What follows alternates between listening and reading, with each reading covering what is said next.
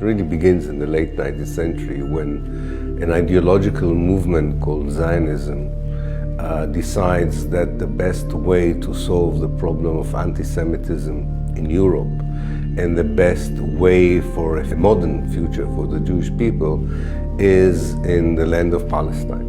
So in that period between the late 19th century and the end of the First World War, Zionism becomes a fact on the ground in Palestine.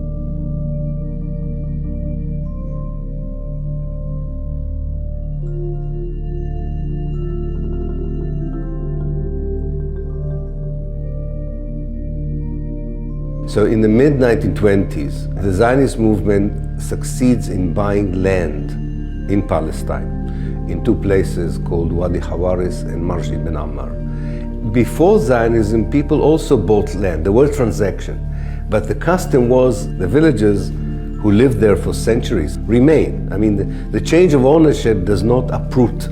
The Zionists, as landowners, the first thing they do, they go to the British government and say, you should evict the villages. So already in 1926, they evicted 11 villages, which means few thousand people, were the first Palestinian victims of ethnic cleansing.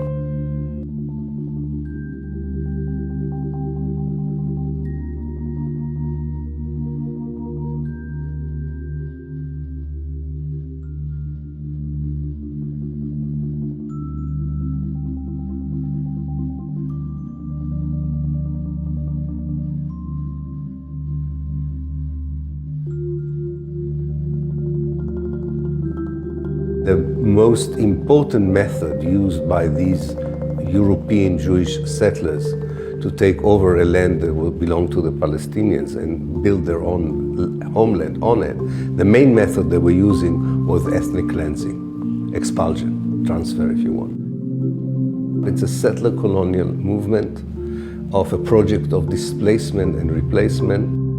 Like all settler colonial movements, if they don't complete the takeover of the land and the transfer of the people, they will continue. Because they really believe ideologically that without a total control of the land geographically, but also demographically, namely to have an absolute majority or just an absolute presence, that's also the main motivation for the Israeli actions today in the Gaza Strip, and also it's the Israeli plans for the day after.